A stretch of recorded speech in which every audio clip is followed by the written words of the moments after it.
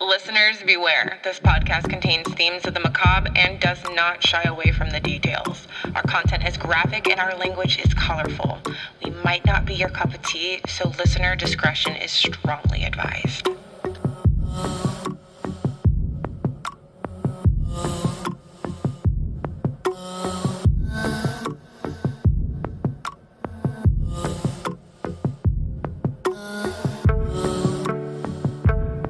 You have tuned in to The Killer Tea, a podcast hosted by two best friends with a proclivity to decipher the deeply demented minds of murderers.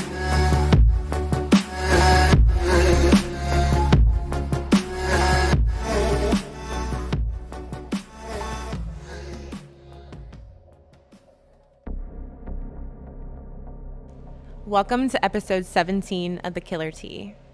On today's episode, we will be discussing part 3 of Keith Hunter Jesperson, the happy-faced killer. We're your hosts, Chelsea. And Christina. And me, Tara. And Tara. Tara's still here. Yes. Yeah, So we did the math, and Tara is in 25% of 25. our It's 23.52%. Oh, Thanks, yes. Siri. So Chelsea. out of our 17 episodes, Tara has been in 4 of them. Yeah, look at I you. love murder.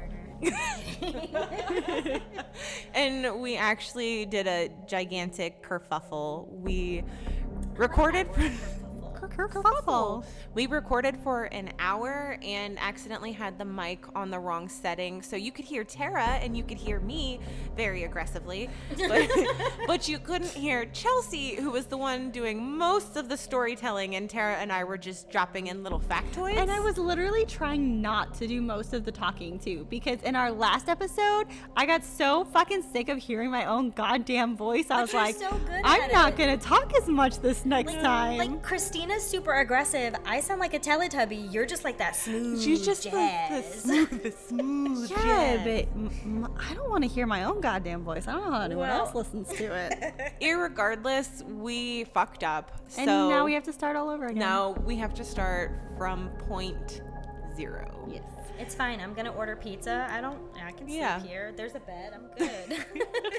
Honey, you could come to my house. It's 5 minutes down the road. It's fine. We got this. I have things in the morning. I am things and stuff to do. So, where we last left off in the previous episode, He had gotten rid of the baby photos, the christening gowns, all of that he had thrown away and had brought them their furniture in a trailer that he had basically just thrown everything into it and pretty much destroyed most of it. yeah, I remember Rose talking about how they had nice furniture and stuff for the kids, and it was destroyed after he threw it all in the trailer. And he didn't give her any of the baby photos, baby clothes, anything that Rose basically really wanted. He just wrecked all of the furniture and then gave her all of that. So Rose had moved her, and she told the kids, go pick your one favorite thing. That's what you were going to bring with you. And where they were living at her parents' house in Spokane, Washington, she was sleeping in an unfinished basement. Yep, but it was better than living with Keith. Yeah, but how terrifying would that be to be a little girl Well, sleeping in an unfinished dark Melissa basement? says that in the Happy Face podcast that she remembers using shoe boxes to keep her clothes organized because she didn't have a dresser. And then when your stuff finally gets there so you can kind of start putting your life back together, it's all destroyed. So this is one way that even though Keith is the one who ended their marriage for another woman, for Peggy, Right. he's further destroying their lives. We mentioned Peggy a little bit in the last episode, but Peggy is this female trucker that he meets. We say trucker. Let's use that term very loosely because Like she Peggy. is not a great truck driver. No. She rides with Keith, but Keith complains frequently that she makes him do all of the driving. They have to share the money. They have to split the money, even though he's the one doing all of the work. And she'd much rather, Sit and look cute and put out. yeah. She basically, the only reason why he takes her along is because they can have sex, and she just looks out the window and la la la la la while he does all the driving. If they had TikTok then, she would totally be just TikToking the whole Yes. time they're in the truck. Yes. And I mean, she is so useless. She can't even lift the tarps required. which is a necessity if you're a trucker. So I'm surprised that she. Honestly, like, I feel like she could have done it. She was just like, I got Keith, and he's giant, and he's got all these muscles because he's a big old man, and he'll do it for me. A big old man. A big old man. But What's a big regardless, old man? he keeps her around because of. The magical vagina. Yes. And he I even feel leaves. like it's like a portal to Narnia for him. He's always been dissatisfied with his sex life with Rose, but he leaves his family for this woman who then, in turn, as soon as he separates from Rose and is like fully dedicated to Peggy, Peggy shacks up with some other trucker and fucks off. What an unusual relationship. She tells him that he can still stay at the house, and like, as you're reading Creation of a Serial Killer, he's talking like there's this waiting period where she's gone and actually having sex with another trucker and is out there on the road, but he's waiting for her and waiting for her to make up her mind. Her mind. Yeah, like he's just like, oh, she'll fucking be back. Like, I know she will. It's just fucking Peggy. So the interesting thing about Peggy and him is he is fully expected to be the disciplinarian to Peggy's children, even though they're like not engaged, they're not married, they're just boyfriend and girlfriend that are on again, off again. She like fucked off with this other guy in a truck and just like, oh hey, by the way, you can stay in my house and also take care of my children. Okay, bye. Yeah, and he has very different parenting philosophies than she does. Like, she fully expects him to give corporal punishment to her children, like to whoop their asses if they do anything wrong. And Keith is like, what the fuck are you talking about? I don't hit kids. I don't even hit my own kids. Yeah, why would I hit a stranger's kid? Well, not a stranger, but hit Peggy's kids if I don't even discipline my own? Because this is a recurring theme that we talk about, Keith's twisted sense of morality, where he refuses to lay a hand on children and believes that it is incredibly wrong to do so. But now that Peggy's gone, we are introduced into our first victim.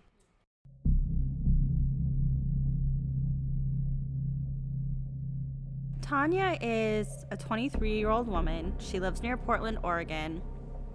And she is mentally disabled. I don't know exactly what was going on with her. She has decision-making issues. Yeah, she and has impulse control problems. big impulse control issues, big decision-making, major trust issues, like, and the fact of she's too trusting. Yes. And she goes out to a bar that Keith happens to frequent. And she's there playing pool with two other guys. Keith hits her up and starts chatting with her. And he asks her out, and she initially is like, no, like, I'm okay. But he keeps talking with her and eventually convinces her to go to dinner. Yes. So they leave the bar, and Keith has Tanya in his truck, and he's like, hey, I have to stop at my house real quick. You know, you could stay in the truck or whatever. Like, he fully intended to take her to dinner. But she came in the house with him. They ended up, you know, making out and started having consensual sex. Can either of you remember, because I'm drawing a blank right now, he had rape fantasies up until this point. We discussed that before. But did he originally, I know he fully intended to take her to dinner, but wasn't his plan to actually rape her? No, I think he wanted to get laid. Yeah. And I think that's essentially what he was looking for, was to get laid. But no, he was not planning on actually raping her. He had fantasized about it, but he'd never acted on any of those fantasies. Okay. Tanya and him are having consensual sex, making out, and then she's done. She's hungry. She wants to go get something to eat. Says this to Keith, which pisses him. It triggers him. Well, because she tells him to hurry up, which is something that I guess Rose used to kind of say to him. Yeah. Yeah, so he just snaps. Something in him finally breaks, and he snaps and begins just punching the absolute shit out of her. He punched her 20 times. He hit her until her face was unrecognizable. Yeah. Which I can't even imagine. And during this time, in the book, The Creation of a Serial Killer, you can hear him talk more in detail about it. But he says that he's in awe that she hasn't passed out or that she hasn't gotten knocked out. He's like, I'm hitting her and she's crying and asking for her mom, and which infuriated him even yeah, Which made him hit her even harder. and he eventually ends up strangling her and killing her. Yeah, and he describes that by putting his fist into her throat and pushing until she stops breathing. So when we say choking, we don't mean it in the sense where most people would think, where it's two hands enclosed over your throat. We mean it in the closed fist going into your throat, collapsing your esophagus. He was basically using his entire body weight with his fist Yes. to quote unquote strangle which her. is absolutely horrific. That's so much Yeah. more Absolutely violent, horrific. I think, than just choking in the traditional No, sense. I completely agree with you. So Keith goes into panic mode, but his panic mode, if you're following his internal monologue from the book, his panic mode isn't like what I think my panic mode would be like, where I would be going you're not a ballistic. normal person. She is a normal She person. is a normal Keith person. is not. Keith is not. Sorry. Yeah, fuck you, Chelsea. Fuck you. So, like, a normal person's panic mode is going to be like, oh my god, what did I just do? What the fuck am I going to do? Keith's panic mode Is like, oh, I gotta get rid of the body, I'm gonna get arrested, but it's not frantic mania. He actually says in the book that he remembers, like, sitting and talking to her. Like, Yeah. when she's laying in the living room. Well, dead. if you'll remember Yeah. back from dear old Les, One of Les's lessons. one of Les's lessons taught him not to fear a dead body. And he had sat and been touching a dead body and talking to it before. I mean, this is not new for him. So yeah, I remember him saying in the book that he sat there with her for a little while before he left to establish his alibi.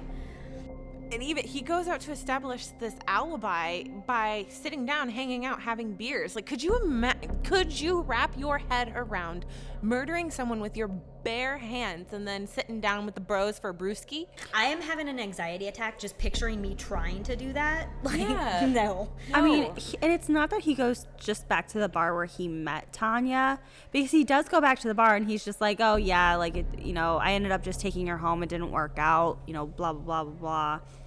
And he sits and has conversations with people, leaves, goes to a different bar and has more drinks and a different conversation with other people so that he would be noticed as being there or be memorable to someone looking for him.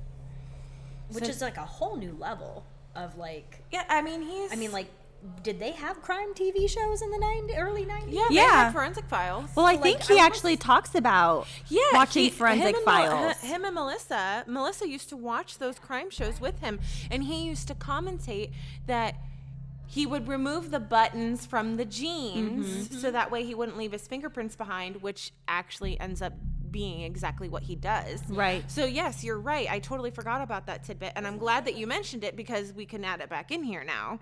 Yeah, because I forgot he did that, because I was like, that is such a thought out thing to be like, Yeah. oh, I need to make sure Considering people saw that me. not only did he go from not raping anyone to suddenly raping and murdering someone. Yeah. But yeah, so he used to watch those crime TV shows and he would have conversations with his eldest daughter, Melissa, about what he would do differently to not get caught. And he would brag to her that if he ever did it, he wouldn't get caught. And I totally forgot about that until you just mentioned You're it. welcome. Yeah. Well done. This is a golf clap. So now I we clapped for myself. That wasn't weird. now it's time to dispose of the body. Yes. So, like we said, he cuts off the button on her jeans and basically throws her body down a hill off the side of the highway. It's really fucking sad. He just of course he has no regard for her at all, but even in death, he's just like, "Meh, bye." I remember him saying, and I don't remember if it was with Tanya or one of his later victims, but his truck, he drove a semi, it was tall, he could pull up beside a guardrail, literally not even get out of his truck. He would just toss them out of Yep. the truck and then just keep driving. Well, he was such an expert driver that he could get his truck right up to the guardrail without ever scratching his truck, without leaving any evidence that he had been there. He was an expert driver. And on top of throwing her body down a hill, he drives a little bit and then tosses her purse out the window into a field. And he ends up keeping that button and part of the denim from her jeans, which comes into play here in a little bit because Laverne Pavlinac and John Savnosky. They end up becoming involved in this case because Laverne has been with John for quite a while. I remember him saying it was like 10 or 13 years. They've been together for a long time, and Laverne was basically just sick of John's shit. Yeah. So naturally, you want to get rid of your man. Yeah, frame him for murder. It's fine. Which she frames him for murder, and her explanation as to why is she was in an abusive relationship, and that was the only way to get him permanently gone. Which is, a whole different level. Yeah. I mean, we've talked about, like in particular with Juana Barraza, like when you are in an abusive relationship, you tend to stick around through the abuse. And this was, in her mind, the only way to get out of it, but also it wasn't the most logical decision. Maybe framing him for murder is not the answer.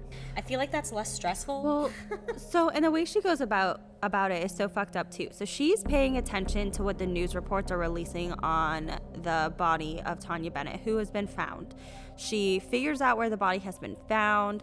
She tells the police that she has the denim and the button, cuts the button from her own pair of jeans, and, you know, basically hands it over to the cops and was like, yeah, John killed her. And the police are like, This denim doesn't even match. Like, that's not enough fucking evidence. And she eventually changes her story to, okay, I helped John kill her. And she describes helping him strangle her, and then help admits hide to being the body. active in the actual murder. So not only does she get rid of John, but she also gets herself into fucking trouble. Like, she gets arrested too as an accessory to murder. Which she clearly did not think through.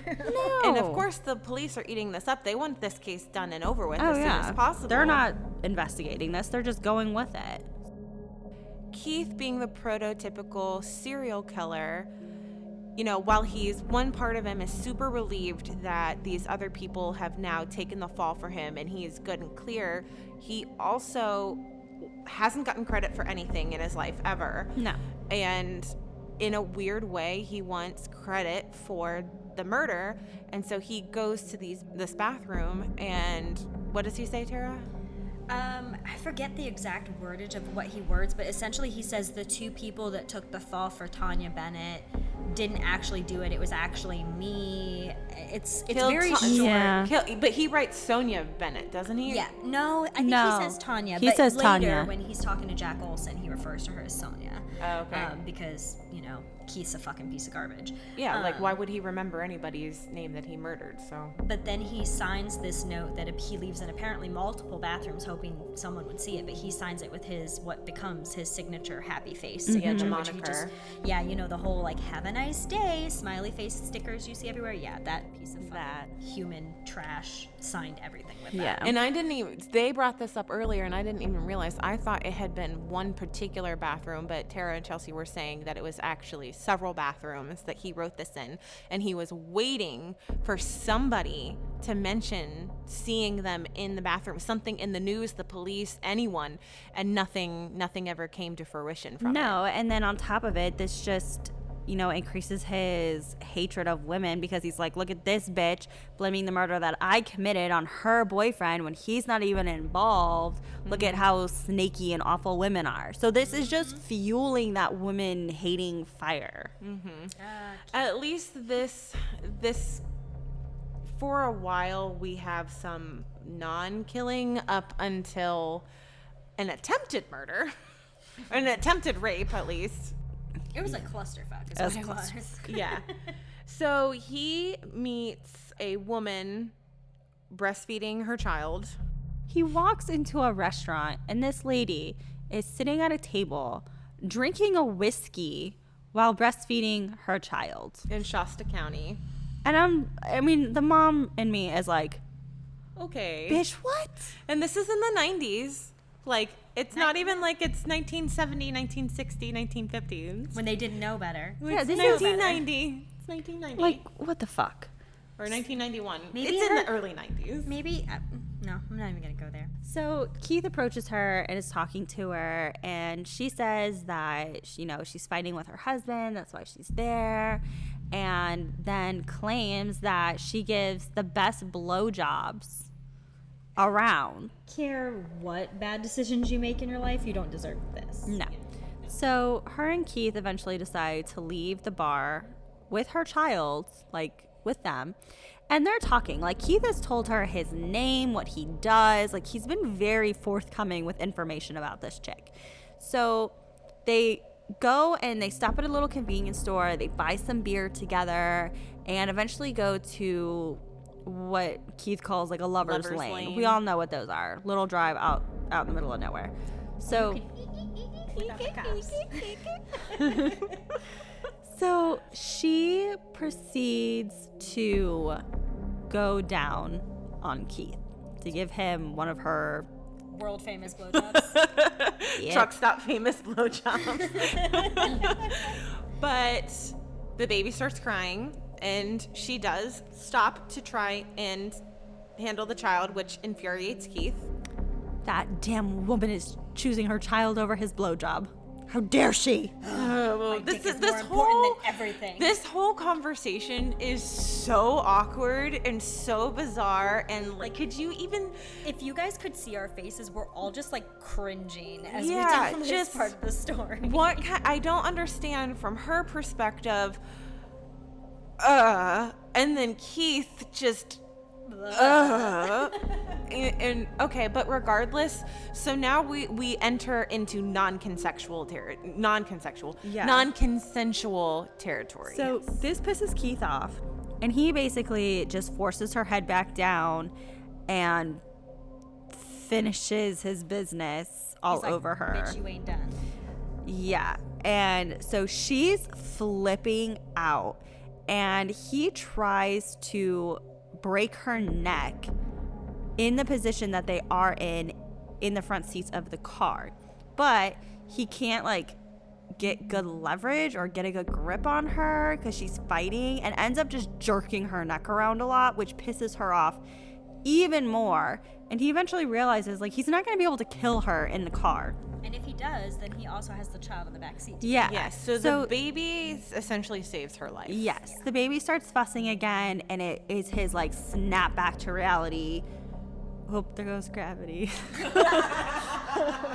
Sorry, couldn't help it. love you.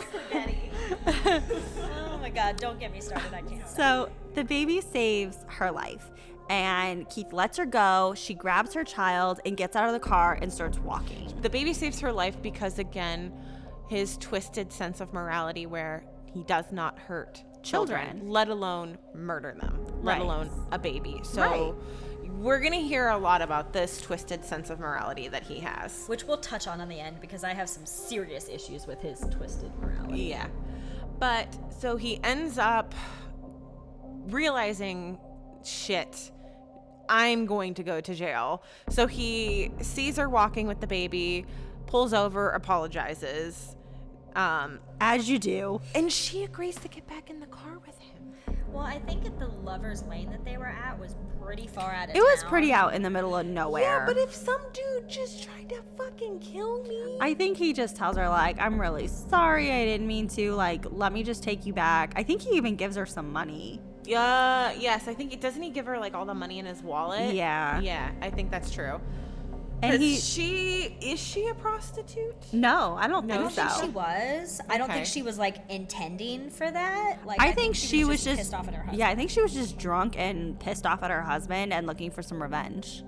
Okay, gotcha. Roger. So he takes her back to town, drops her off where he met her, and is basically like, I'm fucked, and starts driving. He thinks the cops are following him, which they more than likely are. Yeah, so he goes to another truck stop, and the cops are waiting for him there. And he gets out of the car. They immediately arrest him and are asking him all these questions.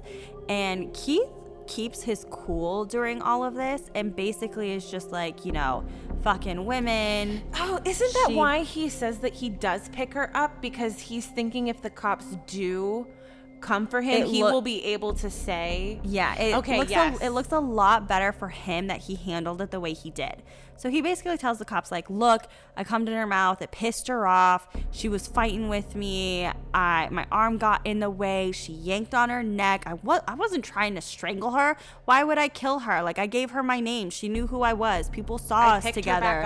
I picked her back up and I dropped her off at home. If I was trying to kill her or trying to sexually assault her, why would I do that? And in defense of the police officers, that story does make a lot more sense than the reality. What really happened. Well, he says their stories match up completely verbatim until the sexual assault part, and that's when they kind of deviate and the cops think, oh, she's just pissed off. That makes more sense. Well, and I think in the book he says something along the lines of like, oh, well, she was just pissed off because I didn't want to pay her, or something along those lines, like basically implying that like she was a prostitute and that he refused to pay her because that's not what he signed up for, and the cops believed him over her at that point because unfortunately, when it comes to sexual assault is an ongoing issue.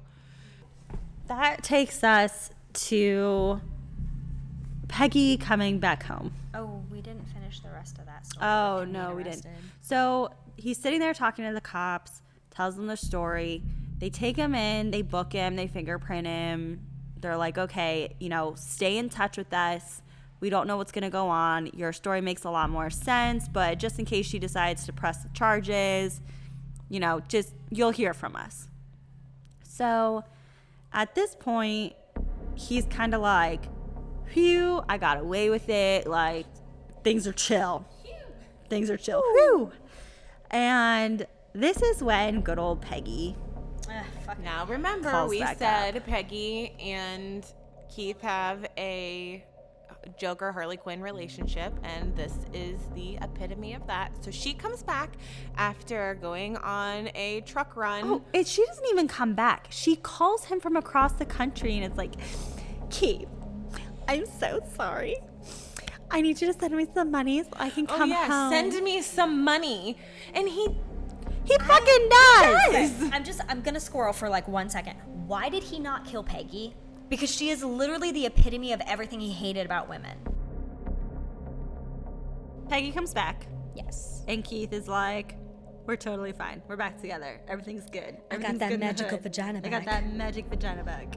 Whoa. She's down for it too because he's gonna once again pay for everything, to take care of her, take care of her kids. She's using him. Win-win for Peggy. Well, they end up getting a job working for the same trucking company, and Peggy is going to be his co-rider, co-worker, co-trucker again. And they're on a job going to Iowa. And that sexual assault back in Shasta County comes back to bite Keith in the ass.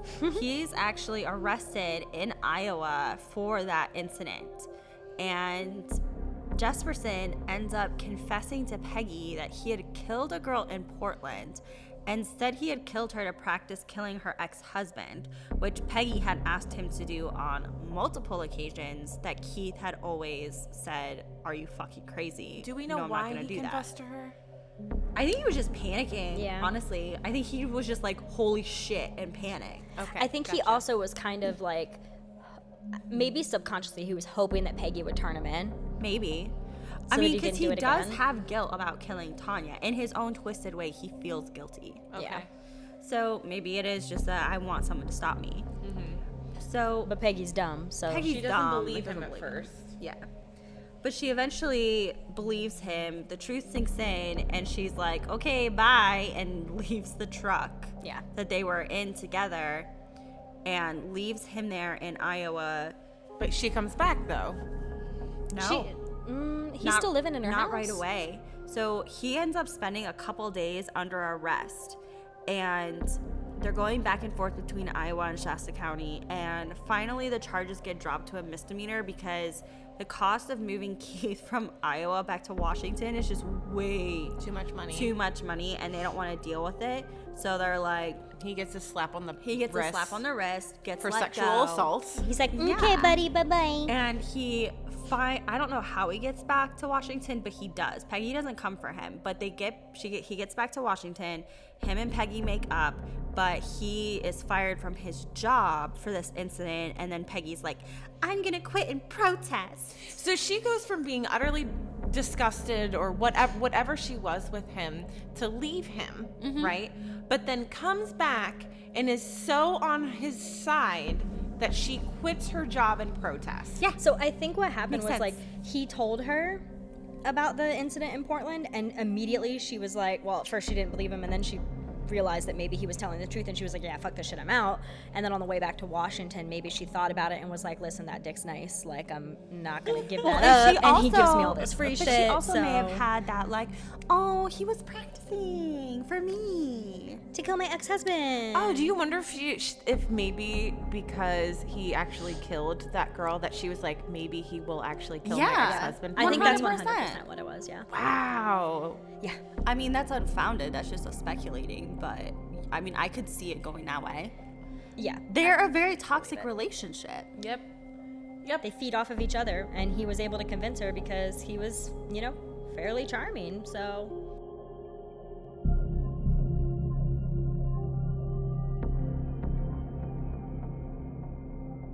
He gets another job with a different trucking company. Yes. And he is back on the road. yes.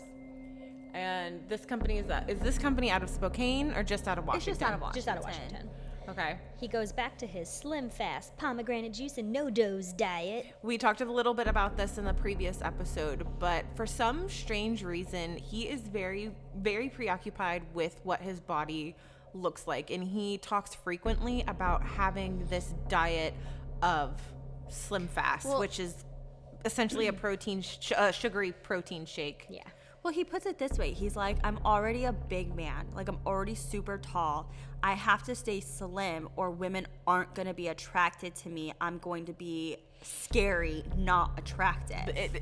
It's just funny how important his physical appearance is. Look at Les, though. Yeah. Les put so much stock in how women looked, and he, when Keith shot the neighbor in the butt with her BB gun, and his dad was like, whoa, hey, buddy, no punishment. Mm-hmm. So he's like, oh, fat people, no. Mm-hmm. So he doesn't want to be a fat person. Even when he gets like too hyped up on the no-dos, because he's driving for days at a time without sleeping. Yeah. He will pull over and like go for a run on the side of the highway and then get back in his truck and continue on driving. Like, he's not taking good care of himself at all. So this is probably also taking a toll on his mental well-being. Mm-hmm. Even though he's still with Peggy, but Peggy is back home. Yeah, she's living with her mother. Okay. He is not getting his sexual fulfillment that he wants while he's on the road. So he starts picking up hookers, which is interesting because he's always said that I don't pay for sex. Yes. But he's picking up these lot lizards, as he calls them. Yeah, but I mean, we don't know if he's paying them. He could be paying them with rides to places. Yeah, that's true. That's kind of what I think it is. And to explain a little bit about the lot lizards, because I think I explained that in the episode that we had to delete. Yeah. So Yes, you did. when we're referring to lot lizards, we are actually using the terminology that Keith himself uses and how a lot of other truckers use to describe women who are either A, prostitutes, or B, women who are looking for free rides. Mm-hmm. And they hang around the truck stops to get a ride to wherever they need to go, and they pay the truckers via Sex. Usually, yeah. Yeah. I So mean, that's not what he's always, referring to. but a lot of times. Yeah. I think it also refers to women who just like truckers. Yeah, I think as it well. refers to women, like they call them lot lizards because they just kind of slink around the truck stops trying to find a guy to fucking hook up with or catch a ride with, or maybe the trucker sells drugs. A lot of them do that too. you know, so it's various reasons, But that's what lot that's why we're saying lot lizards. That's exactly what we're referring to. Yeah. And I know it's kind of vulgar, but this is the terminology that's used. So, We're trying to stay accurate to the story. stay accurate to the story. But so he's picking up these prostitutes when he comes across a woman who will be his second victim. yes. Yes. And he refers to her as Claudia, but she's never really identified. No, she's never, we don't know what her actual name is. Claudia is the name that she gave to Keith, and so that's all we have to go on. And Keith actually makes it 2 years before he kills someone else. Yeah. He's using these prostitutes to kind of like stave off his urges, and it's also clear that Keith doesn't get off on murdering. He gets off on raping and control. No, and he's not killing women because that's what he enjoys. He's killing them because he's fucked them up. He's controlling over them, and that's just the And he doesn't want to end. get caught. If anything, his fantasy is about being a serial rapist. Yes. Yeah. I feel like he ends up killing them solely so that he can continue without being rape, caught. yeah. Like he just doesn't want to be caught, and he knows, like with the woman in Shasta County, she Well, I mean, went he's- immediately and Well, I mean, reported he him. says that's his lesson, to never leave another woman alive. Yeah. Yeah, he does say that in the book. I forgot So about that. he Yeah. picks up Claudia, and she was at the truck stop where he was working on his truck for some reason. he was working on the brakes on his truck, and she approaches him. Yeah. and So this describes is- herself as a loose woman or a throwaway woman. Throwaway woman. Throwaway woman. And this was in 1992. So like Chelsea said, this was 2 years after Tanya Bennett. Just thinking of loose. She's wearing a loose white top, blue jeans, and I hate to use the description like this, big tits, but that's how Keith Described her. describes her and a lot of the women that he interacts with. He always makes a point of describing their boobs. Yeah. Well, he's very centered on how they look, and he always commentates on if they're attractive or not. He And does. He said he's like, she, was wearing blue jeans, a loose top, she had big tits, and she smelled nice. So I was like, okay. So she says she's going to Phoenix, Arizona, and she needs a ride. And Jesperson is like, okay, I can take you for a trip. Do you want to get your things? And she's basically telling him, I don't have things. Like, I have my bag and the clothes I'm wearing, and that's it. And Jesperson comments that this would later become one of his red flags on whether women were worthwhile Yeah. or not. I think a lot of times he used that to determine whether or not they were into drugs, because more often than not, if Yeah. they didn't have anything, They were drug addicts. They were drug addicts. And Keith does not do drugs, does not want to be around drugs. No, not at all. That kind of stuff. So he buys her lunch and tells her that when they get to Phoenix, he'll buy her some new clothes. And she responds by telling Jesperson that if he wants sex, he's gonna have to pay for it. Which he And does not do. They get in the truck and he forces sex on her. He rapes her. Eventually, she just gives in to them having sex, and afterwards asks Jesperson if he has any crank. He describes this of her, like, eventually just going with it as she knew something bad was going to happen to her, so she pretends to enjoy it, Right. thinking that it's going to save her life, which Yeah. actually isn't bad thinking. Like, I No. can understand why she would have done that, because Well, and I think that's actually a common thing among rape victims is some of them, they say that they didn't fight back because they felt like if they did, They would end up dead. They would yeah, end up because dead. then you're able to, once it's done, you can try and walk away from the situation like it was consensual, and then they don't have a reason to further attack you or murder you, which Well, and I may or may remember- not work. I forget, I'm blanking on when I heard this, but because I listened to so much true crime during the week. But I remember listening to a story where the girl specifically said that she could tell the guy got off on her being upset and fighting back. So she stopped fighting back. And then he was like, well, this is no fun anymore, and left her be. Didn't that happen with one of our other murderers where they were like, was it the Toy Box Killer, where the one girl was the like, one- thanks yeah, for the good time? David Parker Ray, he had one girl, and she, after a couple days of torture, told him, like, I've been having a lot of fun with you. This has been a great time, but, like, my kids are at home. I really need to get back to them. Like, when are we going to wrap this up, kind of a deal. And that really threw him for a loop, and he ended up letting her go. Yeah, so case in point, sometimes it works. Because, well, let's be honest, rapists are not normally raping people for the sex. They're raping for control. It's Yep. the domination over another person's body. They're not actually raping you because they want sex. Well, because if they just wanted sex, they could probably just go get it anywhere. They want the control and the having to fight for it, because that gets them going. And if you basically are compliant, sometimes that deters them. Not saying that's the case with every rapist. Please don't ever just do that. Please because don't you take our advice. We're not giving advice here. We're just giving. I'm personally saying that I think that was an intelligent approach. Yes. Yeah. When they're done, she asks Jesperson if he has any crank. And he tells her no, and that drugs are not allowed in his truck. Well, they stop at a truck stop. When he runs in to get whatever it is he's getting, she uses the radio in his truck to make a broadcast to other truckers asking if anyone had crank. Keith hears this and flips the fuck out. Tells her, "Are you stupid? There might be cops listening to the radio. I don't want any trouble. Like, what the fuck are you doing?"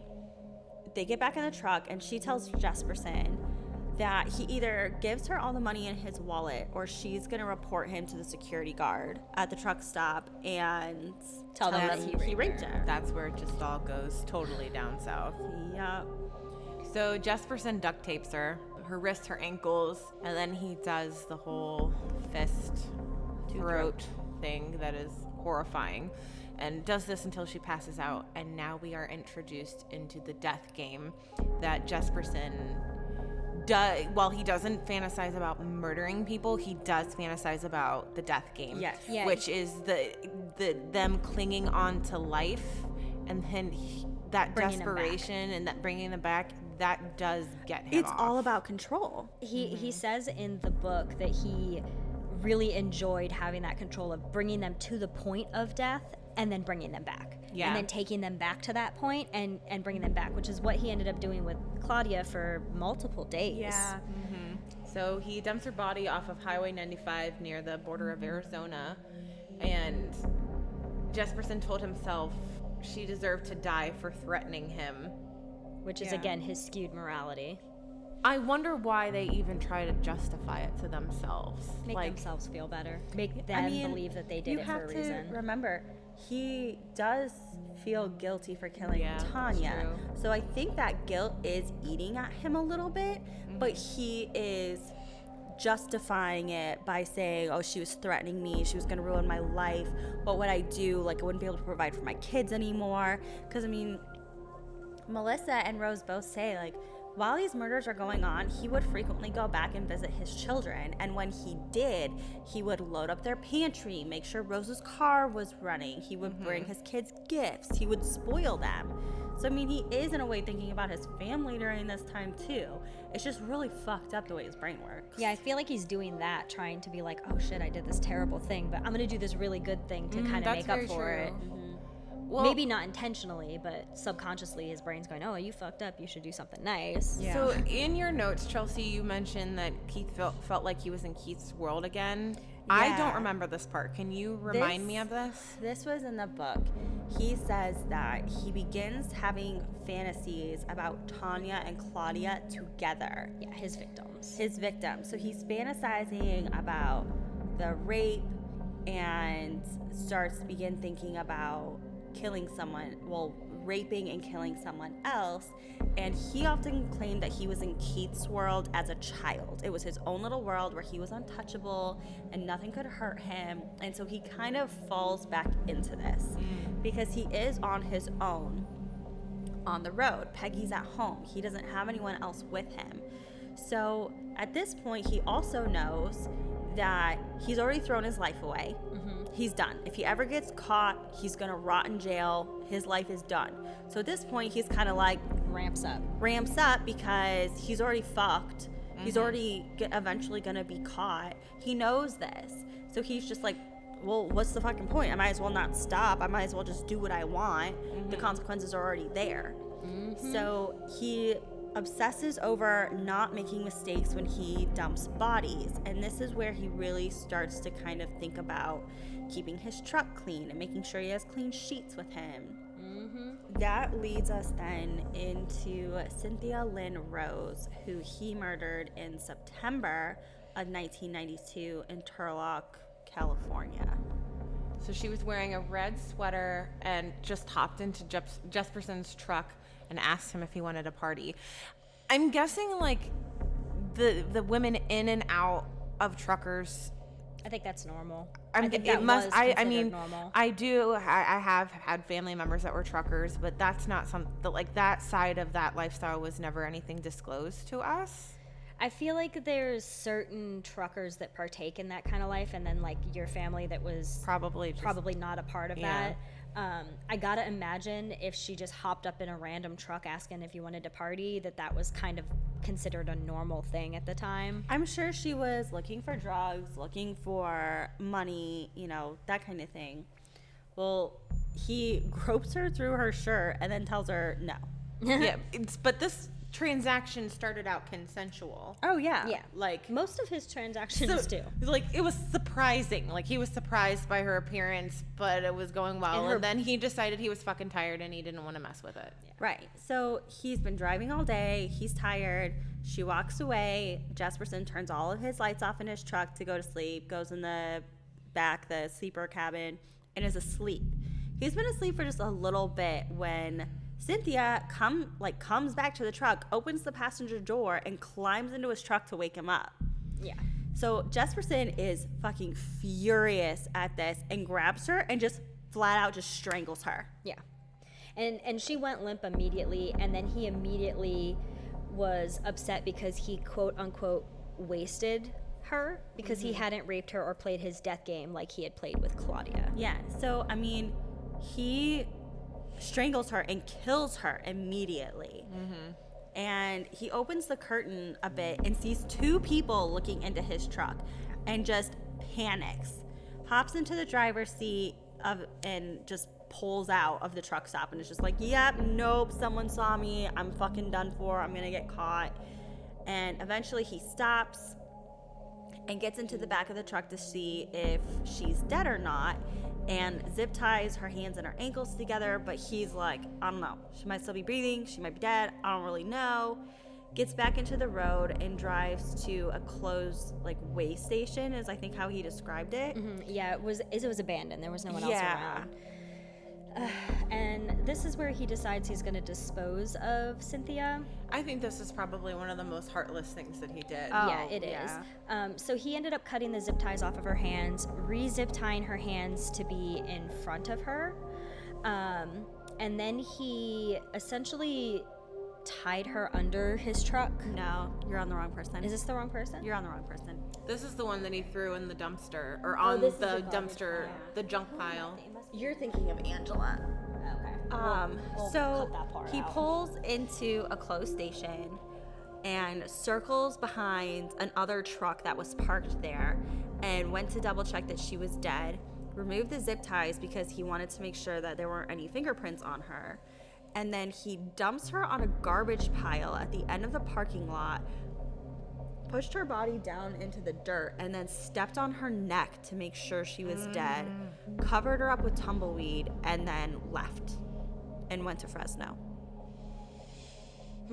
I don't know. I mean, every single way that a serial killer kills someone is disrespectful, but there's just something extra about stepping on someone Yeah. and then putting her on garbage. Ugh. Well, this one really got to him, and he actually contemplates killing himself. Decides that he hates himself and that he's a monster and he doesn't deserve to live. And he thinks about it, but knew he didn't really have the guts to kill himself. And he starts to really get paranoid at this point. Like, he knows he's a killer. He's pretty sure everyone else knows he's a killer. And he's really kind of deciding what he wants to do. So we're not going to jump into the psychology. I know we're not. We have that. We're going to do a whole other episode on that. But something that happens with people who have TBI is they tend to have suicidal tendencies. And then episodes of paranoia.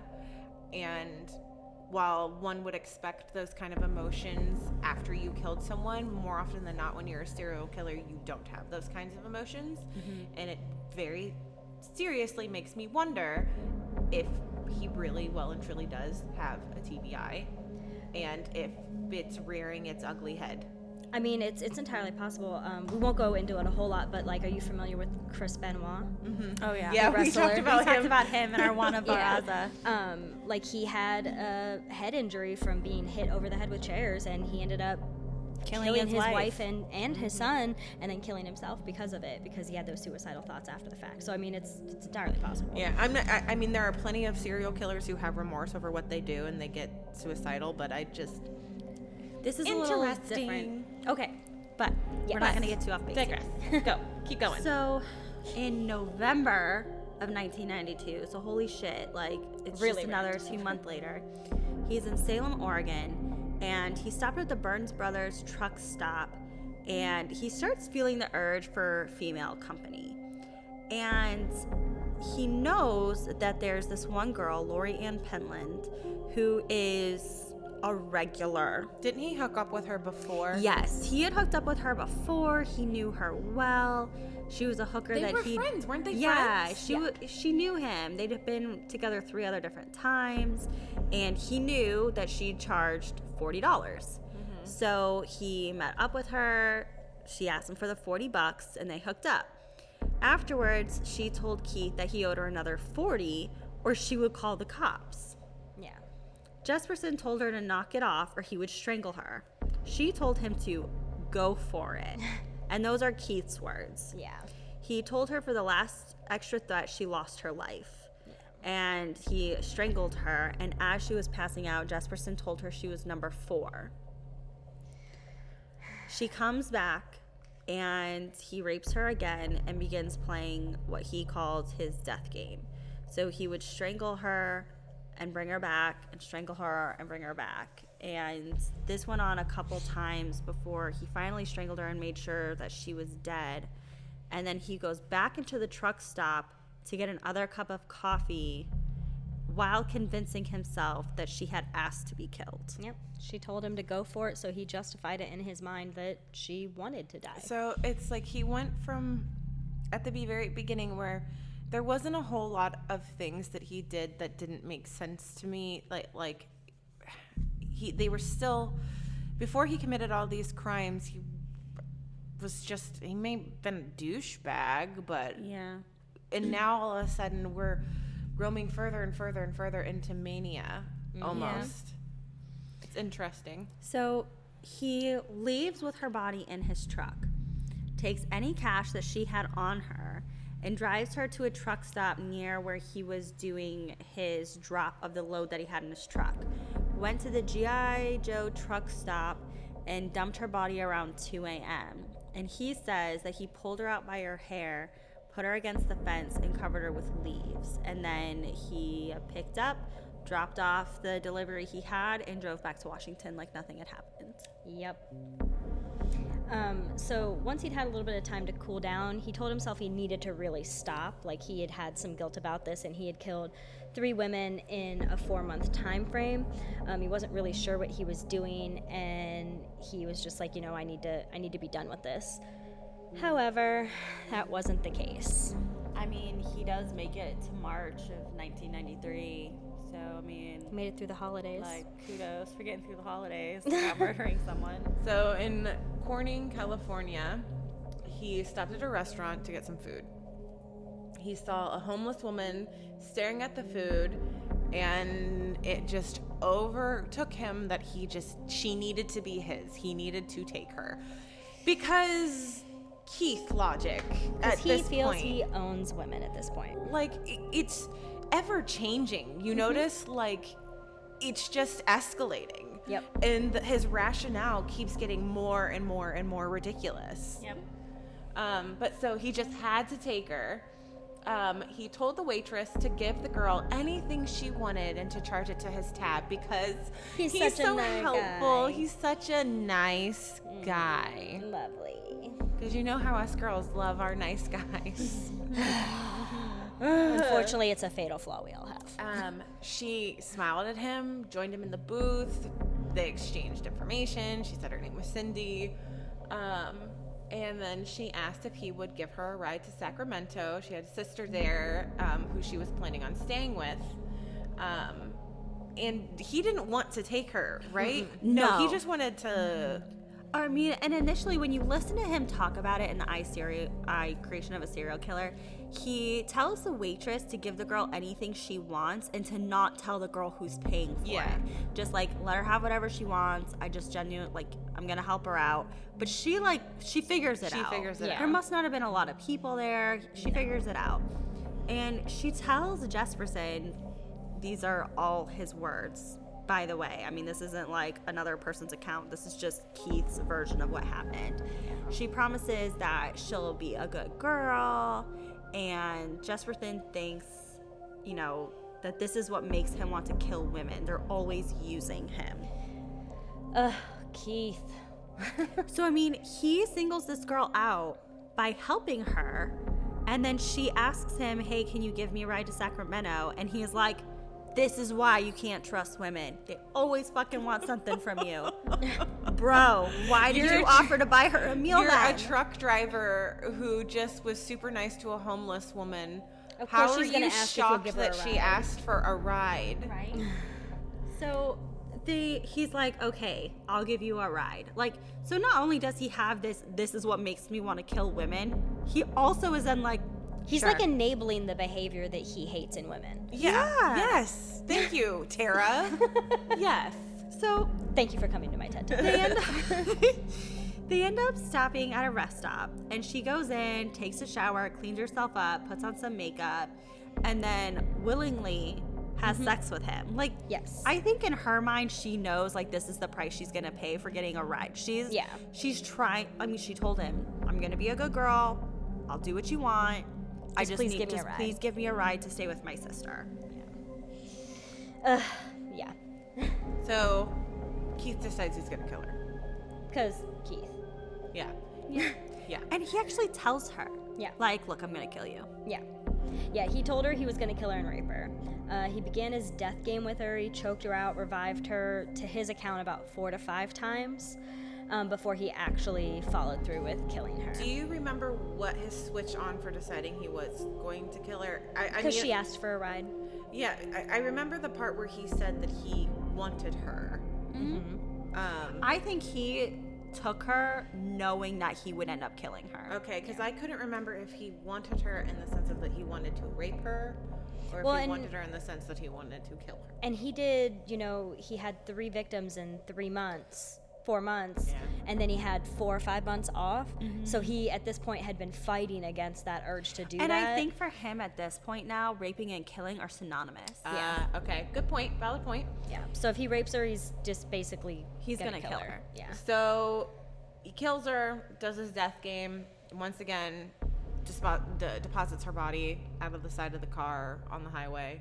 And he describes driving off and then going and sleeping like a baby Fuck because that he guy. feels fulfilled again. Right.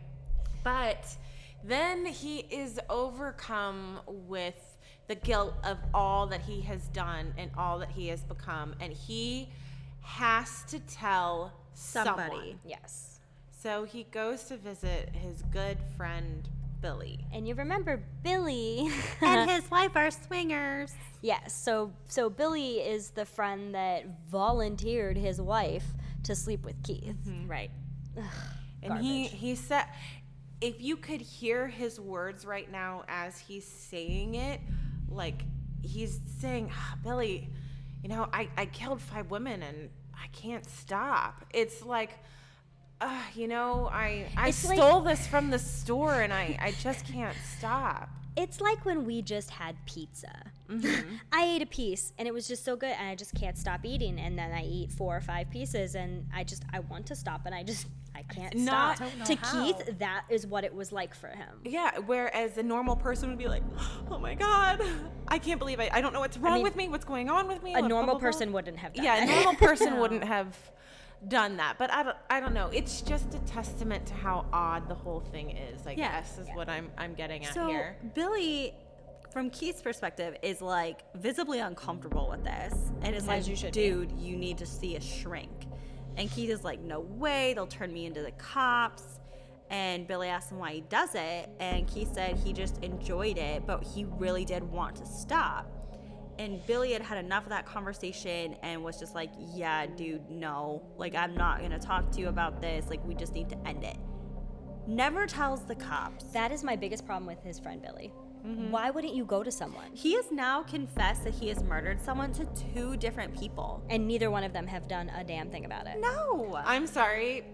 I love you both, but if you told me that you killed 5 people, You would put me in handcuffs yourself yeah, because I you're a would badass tackle you bitch. to the ground and drag you, kicking and screaming. She would literally pick up the thing I would be closest to her and beat us with it. I would be sobbing the entire way, like, I fucking hate you. Why did you do this to me? But I would turn you in. Yes. How As do a these- normal human should. How does he find people that are like, not touching that, leaving that alone? I'm just gonna sweep that under the rug and go I- about my business. Yeah, I don't really understand that at all. So we're at victim number 5, and we still have 4 more to go. It's 3 more to three, go. 3 more to Three go. more to go. God damn. So a couple months later, He's a busy boy. He's back on the road. Billy doesn't do fuck all about this. And he's in Troutdale, Oregon, and he's sitting at the Burns Brothers truck stop when a blonde was sitting in the booth next to him. And apparently she's wearing some, like, really not skimpy Provocative tank clothing. Not really a skimpy tank top, but she's wearing, like, you know, I'm sure it's probably summertime and it's hot, so she's wearing a tank top. And he tells her, there's a back I'd like to rub. And they begin chatting, and she tells him her name is Julie Winningham. And he invites her on a trip. And she's like, okay. And he promises that he'll never force himself on her and would let her fall in love on her own. Because he's actually taken with Yes, Julie. Yeah, he is actually really likes immediately her. taken with her. Thinks she's beautiful and that she's funny and charismatic. And she said it sounded like an interesting trip. And she put a note on her car to say that she'd be gone for a while, grabs a bag, and off they go to Seattle. Yeah, they went out on the town. They drove to Irvine, California.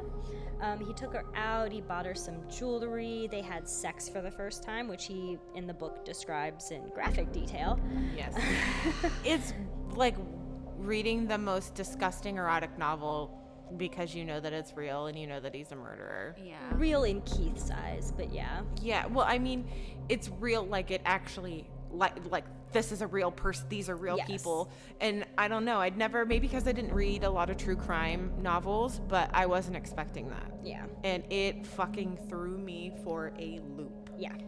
Keith describes a lot of stuff in vivid detail, like Things that I you mean, just shouldn't describe in vivid detail. we're being pretty graphic when describing his murders, but this is nothing Compared to the book. compared to how Keith describes it in the book. And I think because we listened to the audiobook, it made it, for me, it made it like a million times worse hearing it read to me.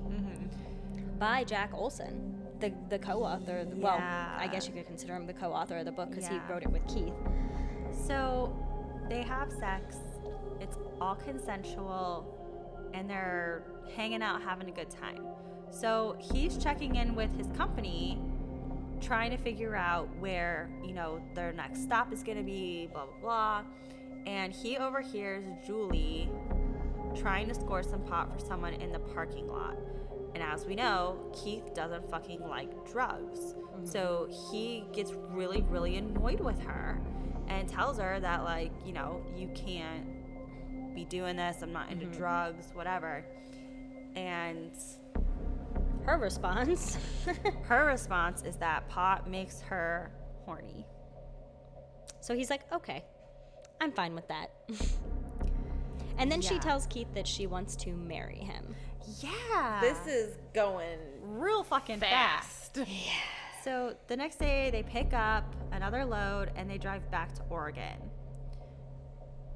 And then after this, like, Jesperson would go back to see her whenever he was near where she was living. And so This went on for this a went on for a while. little while. But he finally realizes that he thinks that she is hooking up with his friend Billy. And this, I mean, as much as Keith can be brokenhearted, this Yeah. really upsets him and tears him up. And this is when he's just like, you know what? I'm done. I don't want to marry you. He thought that she was just using him for drugs and money, and he takes her out to break.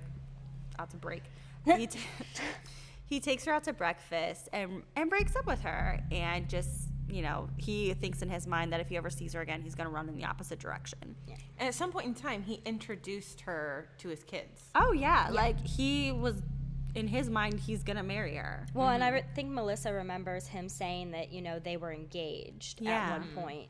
That Keith had said that they were engaged. Yeah. So, After this part, this whole part with Julie, and he, you know, leaves her because she's banging Billy. This is when he sees the article about, you know, Laverne Palinac and the guy's name I can't say. John Safnaski. This is where he sees the article about them and that they were convicted of Tanya's murder. And this was in the Oregonian, correct? I believe is that the was in paper, the main Oregonian. paper. This really pissed off Keith because obviously they were taking credit for something that he had done. Well, he knew they'd been arrested and were on trial for the murder, but at this point now, they've actually been convicted of it. And he's just like... I think he kind of thought that it was never going to happen. Yeah, I think he thought that there wouldn't be enough evidence, and this pisses him off. And this is the beginning of Keith's happy face letters. He ends up writing a note, and he sends it to the Oregon Post with details of the murder, nothing that was ever printed in the news. So it was things that only the killer would know. But he called her Sonia in this, yes, right? he called her Yeah. Sonia, so I think they just kind of shrugged it off. Yeah. Yeah, the paper doesn't print anything. Nothing is said about the letter. This pisses him off even more. And he ends up sending another note to the Oregonian, which is a different newspaper. And he puts a happy face symbol at the top of his letter, confessing his murder of Tanya Bennett. Said his conscience was getting to him and the people serving shouldn't be, and confessed to the last murder that he had committed as well. So he is kind of disgusted with himself. Oh, he 100% is. Yeah. And he still has thoughts of suicide. So he ultimately decides, you know what? It's trucking. Trucking is what's putting me in this position. I'm just going to stop doing it. Yeah, because he's thinking the trucking's getting him to meet the girls that he has been killing. Yeah. So if he gets and into if the he's trucking, not he'll trucking, stop. then he won't. He won't be killing people. Which, I mean, I guess in his mind, sound logic. Yeah. I'm trucking and He's I'm trying. He's trying. In the Keith way that he has, he is trying. So he stops trucking, begins doing research on killing and psychology.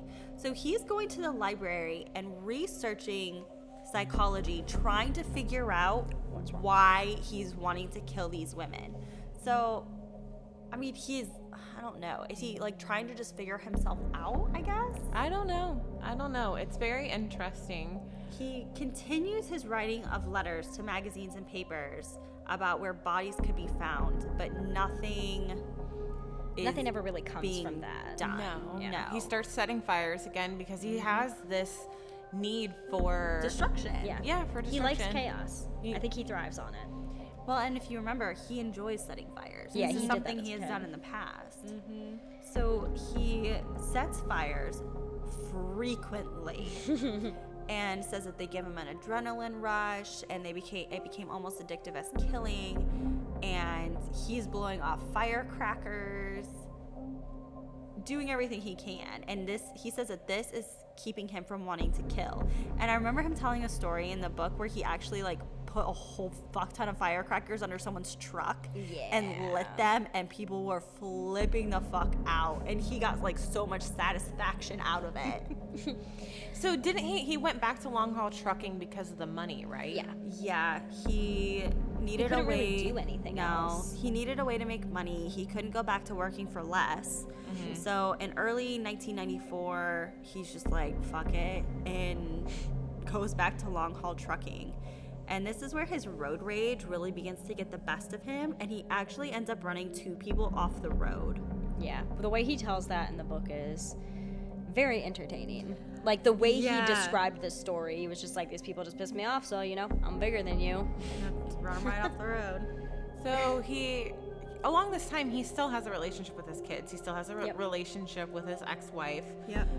When he comes to town, he's the perfect father, you know, yada, yada, yada. Always stocking their pantry, always taking them to do stuff. Yeah, and- he bought them a trampoline and takes them out for dinner. He'd been divorced for 6 years with Rose, and Rose is now remarried. But He begins to actually worry, like, what's going to happen to his kids if he gets caught. Yeah. yes. He is still the very concerned, loving father, Yeah. which is such a dichotomy. Ugh, so fucked up. So we come to Jane Doe and or Suzanne. In September of 94. So is in this number Florida. 7? No, this is number 6. This is number 6? Yes. Yeah. Okay. So she was in a convenience store. She asked Jesperson where he was going. He said he could take her as far as Nevada. So she wanted to go to Miami, and this pissed him off because it was much farther than where he was intending to go. Well, she said she wanted to go back to Miami to pick up some of her things And then go to Nevada. And he was just like, dude, that's 200 miles out of my way. Yeah. I can't go to Miami. She said, fine. She didn't really need her things anyway. Whatever. So they got the load that he was picking up in Crestview, Florida, loaded up, drove for a while, and then pulled over for some sleep. And in the middle of the night, Jesperson wakes up to roll down the windows and becomes aroused by her sleeping next to him, stripped his clothes off, and begins touching her. Yeah, he tells her to make love to him like they were lovers. Now keep in mind, this woman has just met him, using him for a ride to get to Nevada. I just think that whole thing out of him is weird to begin with, because that's not what his MO is. I kind of feel like that might be a Keith exaggeration of what really happened. Yeah. I don't Either know. that or that's a Keith hoping that this woman will actually be into him. Yeah. Could be. Yeah. Could be. Because, didn't think of we that. know he doesn't want to be killing anymore. We know he's disgusted with himself. He could just genuinely be like, hey, I want you to like me. yeah. Well, she falls back asleep. He wakes her up, tries again, and she screams, freaks out. Yep.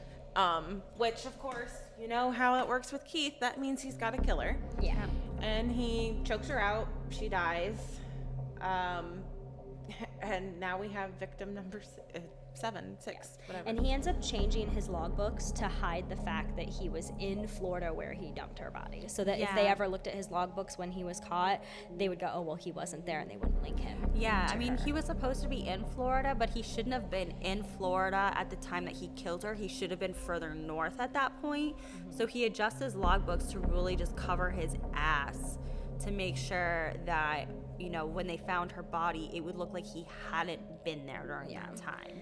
And I need to point out, too, that he calls her by Suzanne, but she, again, was another one of his victims that was never really identified. We No, don't we really don't know know who who she she is. was.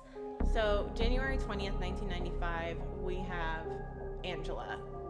And this is in Spokane, Washington. Jesperson meets her at the hotel bar. Everything happens is consensual. Like, they actually get together, they have a good night together. He ends up giving her his number and says, if you ever want to have a good time, you know, hit me up. A couple days go by, she does hit him up. But, like, literally, that whole introduction and everything in there, that was a perfectly consensual relationship. Yep. Non-volatile. As normal as you could consider. Yeah, as normal as you can consider it with him, but, like, she had a good enough time with him that she seeks him out days later. Yeah. So I guess it's just a testament that he can be charming Oh, we know he can be. to other women. Yeah. So they end up getting a hotel room, ordering a pizza, and she tells him that she's a stripper and offers to give him a dance. Well, they end up having sex most of the night, and he leaves her a note with how to get in touch with him through the company for when he's out on the road. So she gets in touch with him again and asks if he can take her to Denver to where her father lives. And Keith is like, sure, agrees, picks her up, and they're on the road. Yeah, after a few days of being on the road, Angela ends up getting into a fight with her dad, and she asks Jesperson if he can take her to Indiana to her old boyfriend instead of to her father. This is again the thing that always triggers him, is him being felt like he's being used. She's using him for a ride. Yeah. Which becomes his justification for his fucking murderous hissy fits that he has. Well, and then to piss him off even more, she tells Keith that she's pregnant and wants to pass the baby off as her boyfriend's in Indiana, so they need to hurry up and get there. Yeah, because otherwise Keith is the dad by her quote unquote admission. So they pull off to a rest stop to get some sleep, and Angela is getting irritated because she just wants to get back on the road. She needs to get to Indiana, and she's really pestering the shit out of Keith when he's just trying to get some sleep. Yeah, he tells her he just wants to get at least 4 to 5 hours, but she just continues to wake him up. So he finally gets up and continues on their drive and stops at another truck stop where there is less people around. Yeah, so less people means less witnesses. He ends up getting out his duct tape. She manages to persuade him to not duct tape her, and she instead convinces him to have sex with her, and then tries to get him to go into the restaurant, but he tells her no, that they're gonna play a death game. I don't remember what switched for him when he decided that he was gonna kill her. The Indiana. The Indiana thing. Yeah. Yeah. I think he had decided at that point that he was going to do it at some point on the trip, but her pestering him, waking him up, not letting him sleep when he needed sleep, I think is what pushed him over the edge. Which is fucking, it's so dumb that he did this, because It's so dumb that he did anything. I'm assuming that her dad knows that she's with him, and then now that her old boyfriend is expecting her. I mean, you would Maybe, I think don't know. But, he chokes her out 4 to 5 different times before finally killing her. And now he realizes that he does have that problem you were just referencing, because she had talked to her dad and boyfriend about him, and she had been seen with him over the course of several days. So They were going to tie them together at some point. Yeah. So after a couple of days of her dead body being in his truck, he does the most horrific and despicable thing I think he's done yet. This is definitely one of the most horrific murders of most murders that I've heard. This is a bad one. Yeah, this is really bad. So trigger warning for people with graphic nature here. He ended up taking her dead body, taped her hands in front of her body, and then he tied her under his truck where she wouldn't be visible, and drug her under his truck to get rid of her fingerprints and her face so that she would be unrecognizable. Yeah, he ended up dragging her 12 miles before he finally stopped to look at her. I think that he had said in the book that he stopped to check to make sure that anything that could identify her, so dental records, her face, her hands, her fingerprints. I'm uncomfortable. Listening, and we've referenced how descriptive he is in the book. This part is I had to stop 3 or 4 times. I couldn't listen to it all in one sitting. But yeah, so he ended up stopping, making sure that everything that could identify her was basically gone, and then he left what was left of her body down an embankment. Then he took a nap at a truck stop and cleaned off his truck and continued on his merry way. Yeah, drove to Ohio and ended up unloading her belongings there. And, this murder really put him on edge. Mm-hmm. He'd been seen with her a lot. He begins to feel sick over murdering her, and he really begins to contemplate committing suicide again, and starts fantasizing about driving his truck into a concrete barrier. But he didn't want his children to see him as a serial killer, and he starts to really become reckless. So I feel like at this point he's got a major death wish. Yeah, he does. It's kind of like the devil and goodness are it's like battling his inside two of him. sides are battling each other out. He begins driving without his lights on, would play pranks on other truckers, would cut people's gas lines, would chain trucks together. Just and bizarre spiraling He's behavior like- that he's not necessarily taking out on him. Is he hoping that those people will get enraged and beat the fuck out of him? Probably. I mean, he's playing chicken. He would drive down the highway with no lights on, like in the other lane, and then truckers would swerve out of the way, or other cars would swerve out of the way. And it goes back to that thing where he thrives on chaos, and his life is in chaos, and he wants everyone to feel the same. Yeah. That's the way I interpreted it, is that he wants everyone else to be as, you know, So- chaotic as he is. But he eventually, like, the guilt starts to wear off. He begins to decide that he's having way too much fun doing all of these horrific pranks. However- He can't kill himself. It's the beginning of the end. Yes. So this is what starts his downward spiral, even worse than it's already been going on, which leads us back to Julie Winningham, his Now, ex. He broke a rule with Julie. He did. Now, his rule was nobody close to him, Yeah. which I kind of want to poke holes in this rule because if Save you've that had for part 4. you've had two people that you've been seen with frequently and had pseudo relationships with that you've already axed, so like what's one more?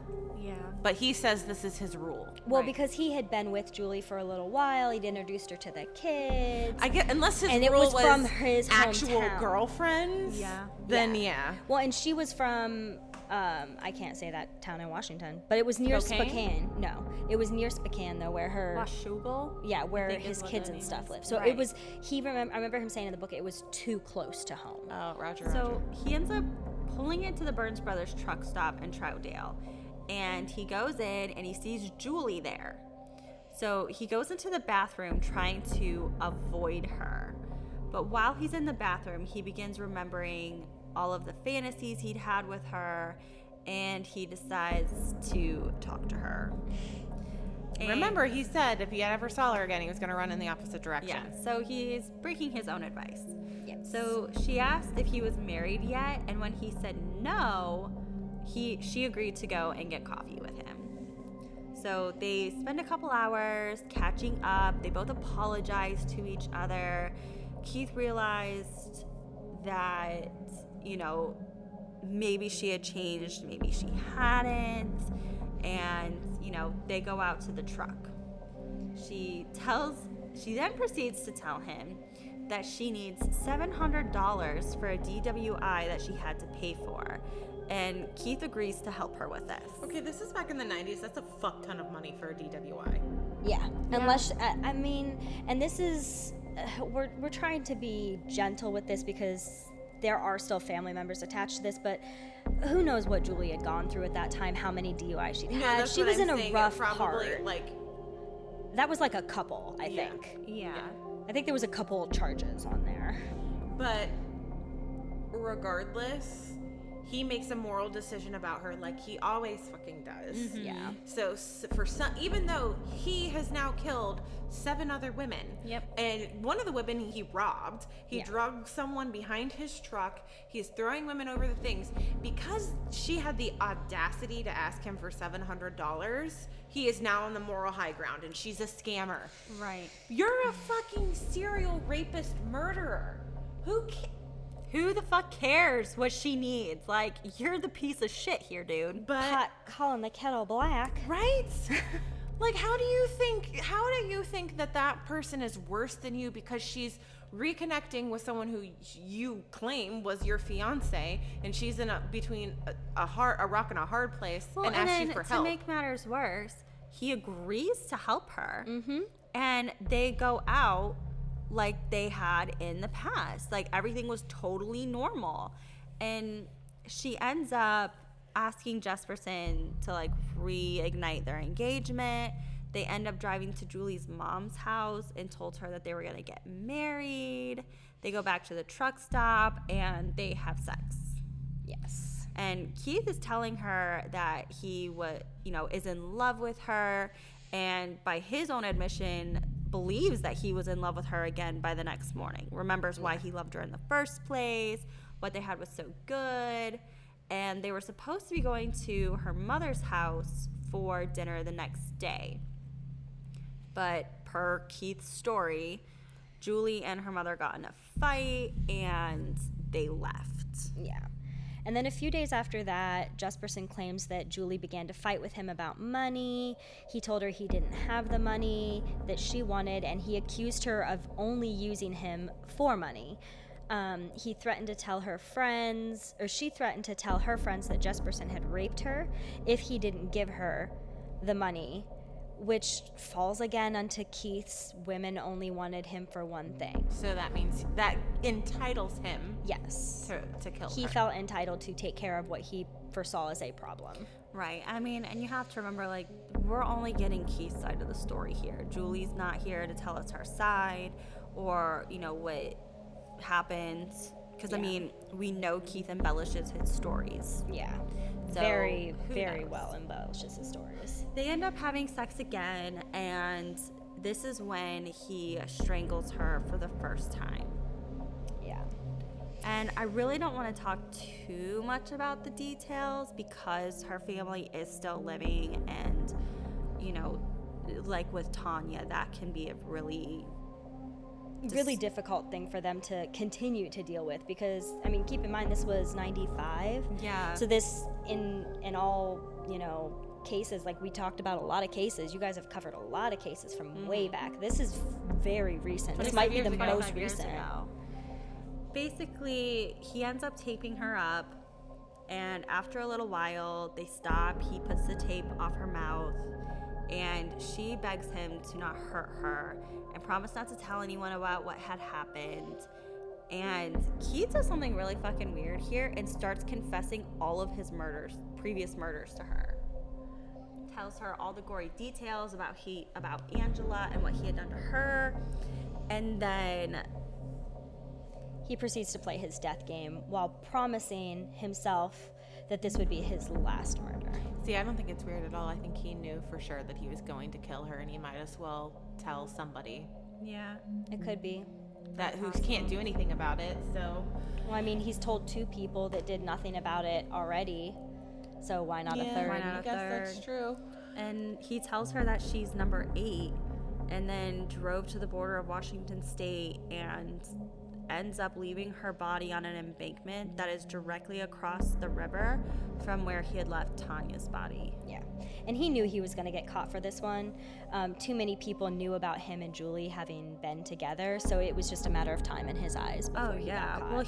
Well, per Keith's story, he said that he actually got into his truck and cried over killing her. Yeah. He was genuinely upset by his account of, you know, Julie's death, because he had a relationship with her. But then why the fuck would you kill her? Just break it off and walk away like you did before.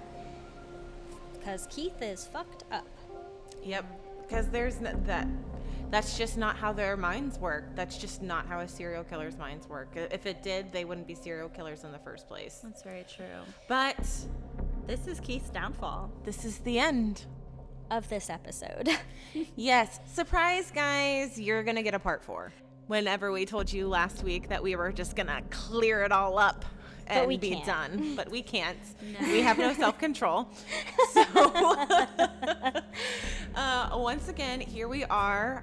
We've came this far, so I feel like we should throw in a palate cleanser because it was really bad. This was a really heavy episode. So- It was. There was a lot of graphic detail in that. So let's do some Google. Oops, not that. Palate cleanser. This is the palate cleanser. cleanser. So I have a joke for y'all. Oh God. Oh boy. Are Here you we ready? go. Are you ready? Yes. How many narcissists does it take to change a light bulb? How many? None. They use gaslighting. That's a good one.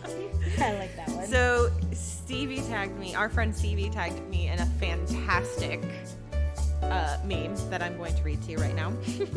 I was petting a dog and the owner was like, "Do you want to see her puppy?" And I was like, "Bruh, fuck yeah." So I for real went to this bitch's car with her, and the puppy was cute, but I really followed a stranger to her car because she said she had a puppy. Ted Bundy would have loved my dumbass. Yes. This one's a good one. It says, the year is 2027, and Netflix has reduced their programming to 2 buttons: murders and cakes. I mean, I'd be happy with that, Netflix. Yeah, I'm down for that. I don't like when my Netflix judges me by asking if I'm still watching Forensic Files. I am forever watching Forensic I Files. am forever watching Forensic Files. Snowflakes are actually the perfect metaphor for people. Each one is unique, but we all have the same structure and are pretty similar in spite of our differences. And really, with as many around as there is, ain't no one gonna notice your differences unless they care enough to look closely. People are so similar to snowflakes, in fact, People are so similar to snowflakes that it is difficult to drive when there are too many of us piled up on the road. Oh my god. Well, that took a turn I didn't expect. Okay. Me as a home makeover host on TLC, we know you love true crime, so we murdered someone in your kitchen. Oh. Because you know. Oh no. Anytime on TLC, You like they're puppies, so we made your entire room puppies. Yes. Oh my god, that's so You like funny. horses, so we made half of your house into a barn. My coworker's adding me on social media. Okay, so she's fucking weird on the internet too. Accurate.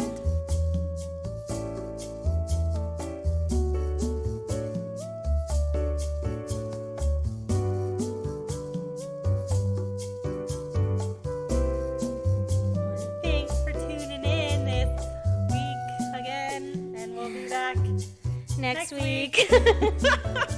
Wow, guys, that was really, really terrible. I'm exhausted. I'm so sleepy. Yes, we are very, very tired. We technically recorded 3 episodes tonight with the amount of time that we've actually been recording. And as much as I love true crime, talking about the same guy for the better part of a month now is frying my brain. Yes. Right? Like, I'm gonna go home and curl up next to my fiance and watch like puppy videos. Yes, for real. Yeah. So if you're like us and you love to follow true crime shit on the internet, You can find us on Facebook, Instagram, and Twitter at The Killer T. Oh, you guys were so in unison. That was cute. Do you know we do great when we're not intentionally doing it? yeah. And unfortunately, we do it a lot sometimes. All right, y'all. Until next week. Bye. Bye. Join us next week where we dive into part 4 of Keith Hunter Jesperson, The Happy Face Killer.